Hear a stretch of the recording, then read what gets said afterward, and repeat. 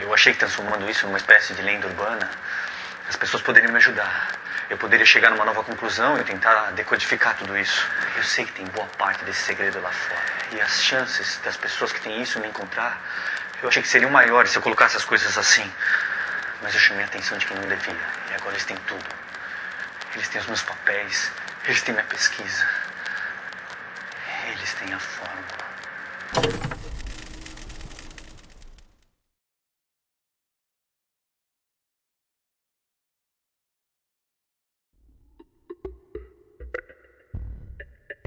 Gastão e Lazar se encontram em um cybercafé, que é basicamente uma lan house. Os dois entram no MSN e conversam via mensagem. O que aconteceu com meu irmão?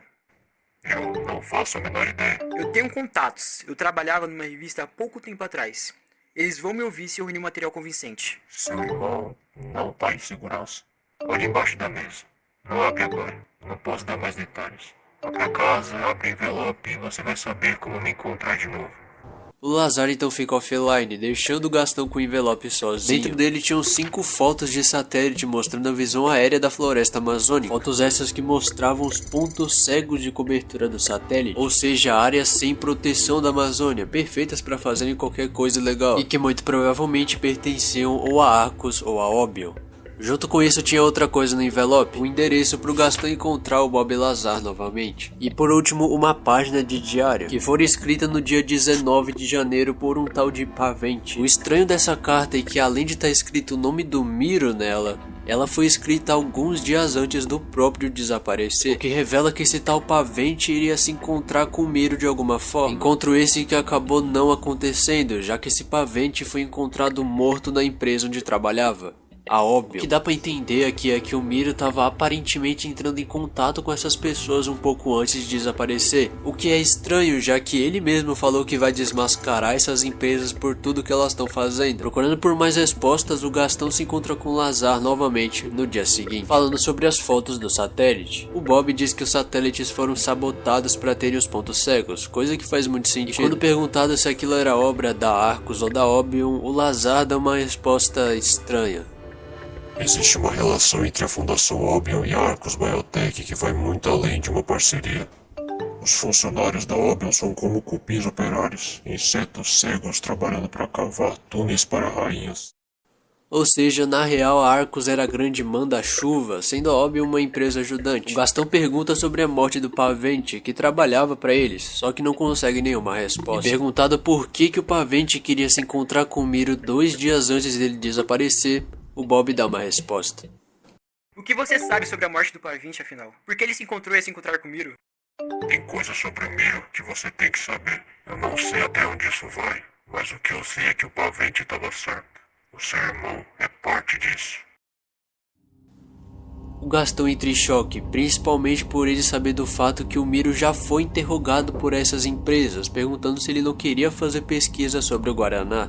O Miro falou que rejeitou as propostas na época, mas aparentemente ele voltou atrás, sendo contratado como um intermediário lá no final de 2006 para roubar segredos industriais. Quem disse isso foi o próprio Pavente, que falou pro Bob depois. Ele que foi morto por saber demais, pois estava fazendo pesquisas contra a Obion. E pelo que parece, o Miro tinha envolvimento nisso, ou seja, ele estava trabalhando esse tempo todo para Arcos e para Obion, forjando seu desaparecimento, mentindo nos seus vídeos e até mesmo fazendo coisas piores.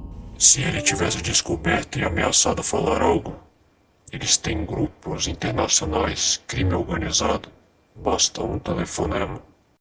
O Bob continua dizendo que o Miro não matou o Pavente, mas que foi contratado para roubar a fórmula do Guaraná Antártico, já que é muito difícil desconfiar dele fazer esse tipo de coisa. Plano esse que deu muito certo.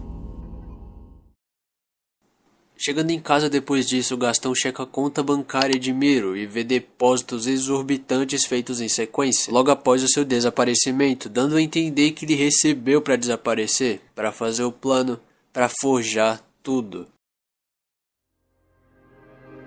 Além de ter que resolver outros mistérios, o Gastão tava com uma dúvida bem maior. Será que o seu irmão esse tempo inteiro tava trabalhando pra eles? Depois de tanto esforço dele e da Olivia pra acharem qualquer resquício que ele tava ainda vivo, ele tava esse tempo todo roubando informações da Amazônia. Apesar de ser meio cedo pra deduzir qualquer coisa, as provas que esse Bob Lazar trouxe são muito suspeitas e se conectam com várias outras coisas. E ainda tentando processar essas informações, Gastão e Olivia não postam nada nos seus blogs por um tempo. Então outras coisas acontecem. Por meio de vídeos, os jogadores da RG descobriram o número de telefone do Miro. Fato esse que vocês vão ter que confiar em mim de novo, já que, como eu falei antes, algum desses acontecimentos não tem registro nenhum. De qualquer maneira, os jogadores ligaram para esse número, no qual revelava um endereço, dessa vez sendo na frente de uma catedral em Curitiba, assim sendo o segundo live action até agora.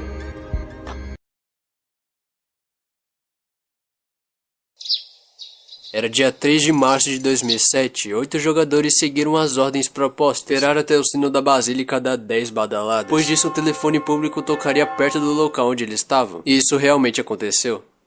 O orelhão quem atende é o Miro, dizendo que estava sendo seguido, que não conseguia parar o carro onde estava. Depois de alguns minutos sem notícia de ninguém, uma pessoa desconhecida fala para eles entrarem em um carro que estaria estacionado perto do orelhão. Uma coisa tanto suspeita se você me perguntar, mas beleza. Das 8, 2 pessoas são escolhidas e entram no carro que tinha acabado de estacionar ali. Dentro do carro, o Miro e outra pessoa.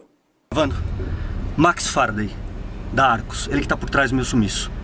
E eu tenho várias informações que ele pode estar com o meu irmão. Ele tá jogando meu irmão contra mim. E a vida do meu irmão tá dependendo disso. A gente tem 3 coisas pra fazer. Vocês vão num lugar que chama Passeio Público, vocês conhecem? Ok. Tem um informante lá. Ele tem um dossiê. A gente precisa pegar esse dossiê. Eu não posso aparecer. Eu acho que eu fui seguido. Eles não sabem quem são as pessoas que vão pegar esse dossiê. Tá? Eu vou dar uma senha pra vocês. Ok. Vocês vão procurar qualquer pessoa. Eu não sei quem é a pessoa. Não tem nenhuma descrição. Ok. A senha é isso daqui. Vocês vão falar isso daqui pra uma pessoa que estiver perto do aquário. Eu não sei quem é, vocês vão ter que procurar essa pessoa, tá? Beleza. Depois Depois disso, aqui é o telefone da Carolina. Só me liga em último caso, porque eu não sei se tem alguém com esse telefone também. Tá. Carolina? Carolina. Ah, Ela é a pilota da prazer. Fábio. Beleza. Ela que me trouxe pra cá, É, melhor evitar falar sobre mim, tá. por favor. tá? Avise as outras pessoas que eu tô bem e pegar esse dossiê. Agora, o detalhe. Os caras são perigosos, eles podem aparecer. Se você tem que agir rápido e com discrição, Ok. tá? Depois eu não sei o que vai acontecer, mas eu vou estar seguindo vocês, Beleza. tá? Quer ficar com o celular, alguma coisa? Não. Não é necessário. Não, melhor não pra Ok. vocês. Ou seja, tudo aquilo do Miro tá supostamente trabalhando para Arcos ou coisa parecida era fachada, no qual o próprio tinha conhecimento e que foi feito justamente para afastar o Gastão, coisa que deu certo. Ele não só ainda tá sendo perseguido pela Arcos, mas como eles estão tentando chegar em outras pessoas próximas. Outra coisa importante aí é a Carolina, amiga do Miro e pilota da FAB. Não temos mais informações sobre ela, mas ela vai ser importante daqui pra frente. Depois disso, os 2 jogadores procuram pela pessoa que estaria com esse dossiê, tendo que repetir essa senha em específico pra ela. O mais estranho é que, como dito, ninguém sabia como se parecia a pessoa, então os 2 ficaram repetindo essa senha pra todo mundo naquela praça até dar certo. E surpreendentemente eles conseguiram. Era um cara de terno sentado em um banco lendo um jornal. Os 2 repetem a senha pra ele, que dá o dossiê. Dentro dele tinha um endereço de um hotel chamado Four Points, ali na região. Os 2 voltam lá pra catedral e juntam todo mundo pros 8 irem lá no hotel. Eles chegam lá e dão uma senha pra recepcionista, que também tava participando daquilo tudo, que dá uma chave pra um apartamento de lá. Todos sobem, achando no apartamento inteiro apenas um quarto com um cofre aberto. Nele haviam fotos do Gastão, fotos essas que não pareciam ser tiradas por ninguém que ele conhecia, e sim por um stalker. De repente o Miro, que estava seguindo o grupo, entra no quarto e vê as fotos de seu irmão. Fica puto da vida com a possibilidade de alguém estar stalkeando ele. Além disso, eles acham uma garrafa de Guaraná antiga, juntamente com um fragmento de um mapa. E antes que eles pudessem sair dali, um grupo de pessoas desconhecidas batem na porta. Miro bloqueia a porta antes deles entrarem e pede pra todo mundo se esconder. Ele então corre pro quarto onde tava o cofre, pega tudo que tava lá, deixando os homens entrarem. No total eram 3 pessoas de terno preto, que provavelmente eram mandantes da Arcos.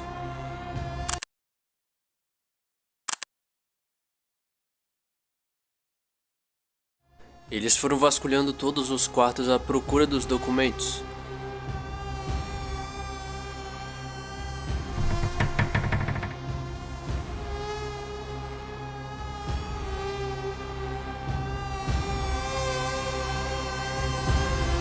percebendo que iam ser achados de qualquer maneira.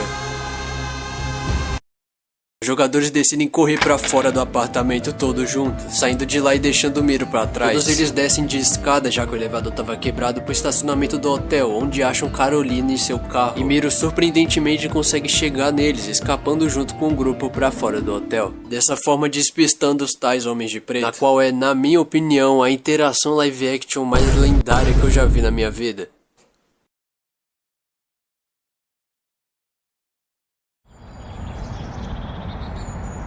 Dia 5 de março de 2007, a Arcus faz uma coletiva de imprensa.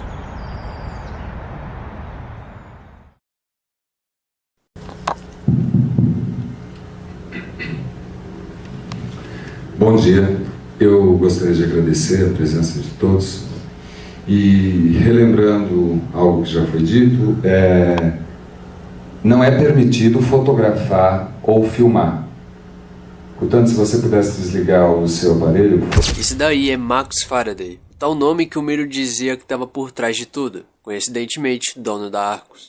Vando, Max Faraday, da Arcus, ele que tá por trás do meu sumiço. Os Biotech está praticamente dando o primeiro passo. Sim, nós acreditamos que é possível salvar as florestas. Mas para isso, nós precisamos da colaboração de todos vocês. A melhor maneira dos investidores demonstrarem que isso é viável é apostando politicamente e financeiramente em empresas como a Arcus Biotech. A próxima questão, por favor. Eu tenho uma pergunta. Pois não? É onde? Eu gostaria de saber... Pode ficar em pé, não tô conseguindo enxergar, por favor. Eu gostaria de saber como funciona exatamente o esquema de acobertamento das escavações ilegais que a Arcus conduz na Amazônia. Será que as ONGs falsas ligadas à Arcus Biotech são só fachada da biopirataria que financia a sua empresa?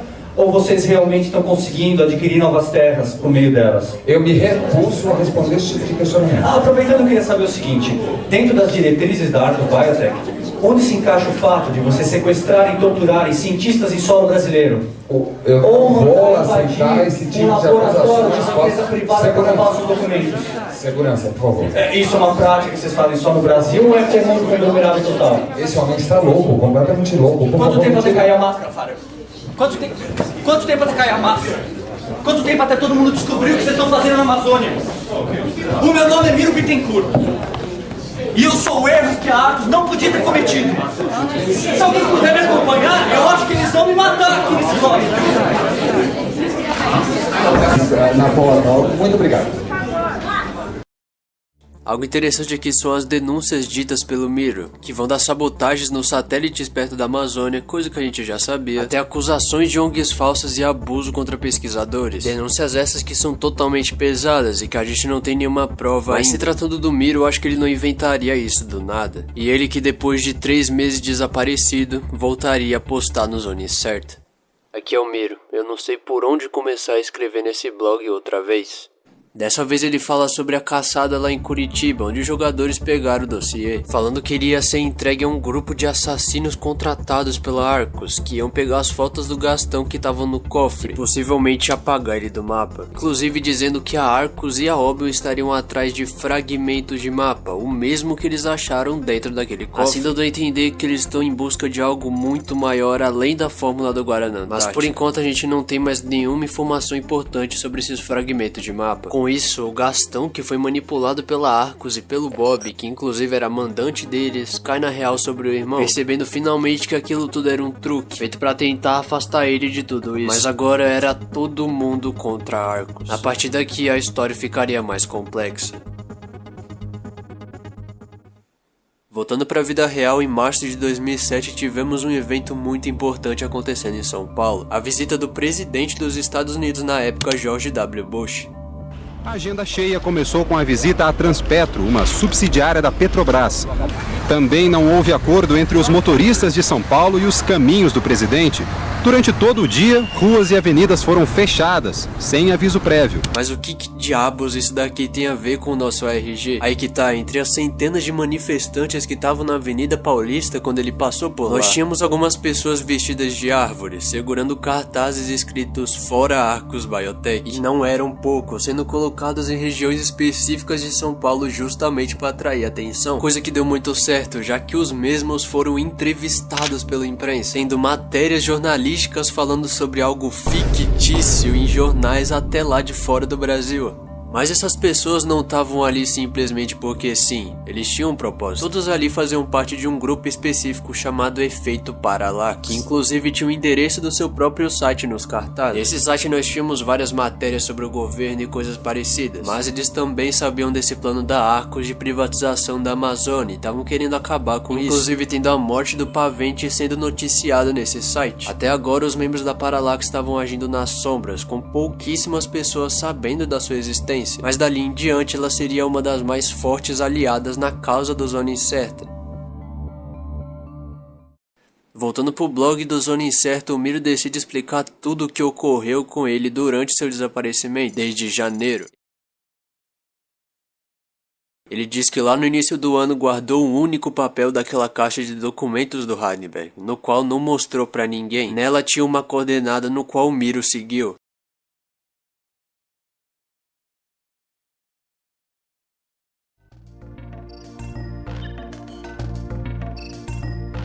Ele foi parar no meio da floresta, mas achou algo importante nessa coordenada, um pedaço de mapa dentro de uma garrafa de Guaraná Antártica antiga, a mesma que os jogadores haviam achado no cofre lá em Curitiba. Após isso ele ficou vagando pela floresta totalmente perdido, até encontrar uma escavação perto dali.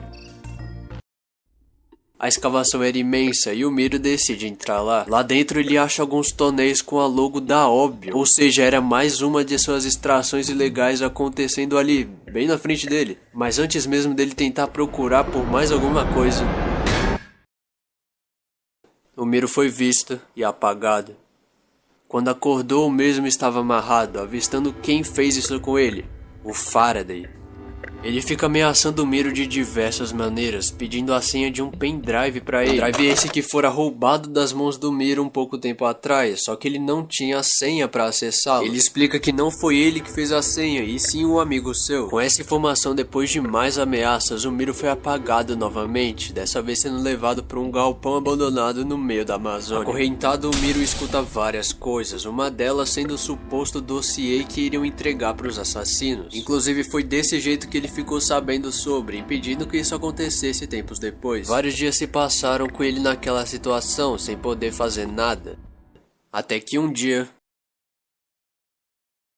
ele acorda livre, com todos os seus pertences ali, na sua frente. Alguém tinha libertado ele. Desesperado para sair dali, o Miro acaba achando um jipe para escapar de lá. Ou quase, já que o mesmo foi pego por militares que estavam fazendo ronda na região, sendo levado para uma cela de uma base militar que havia lá. Pois é, aparentemente o Miro é ao mesmo tempo o cara mais azarado e sortudo da história, já que na base onde ele estava atuava uma amiga de infância dele, a Carolina, a mesma que estava dirigindo o carro em Curitiba e etc. Ela consegue convencer os militares que o Miro não é nenhum traficante ou algo parecido. Ambos saem de lá por meio de um avião e o resto você já sabe. O Miro viaja para Curitiba para ajudar o pessoal, invade a conferência da Arcos e enfrenta de frente o mesmo cara que havia prendido e ameaçado ele de morte na Amazônia. Agora sim fazia sentido aquelas denúncias graves sobre o suposto abuso de pesquisadores. Porém, havia muito o que se fazer ainda.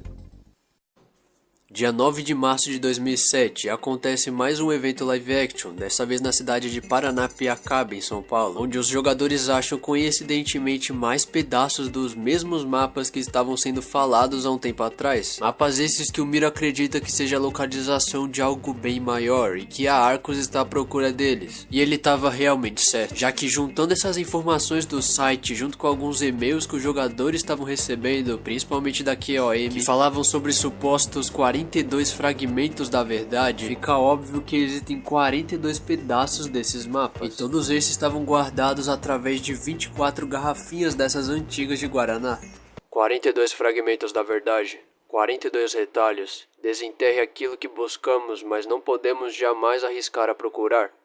Este é o caminho para a descoberta e para o destino dos 4.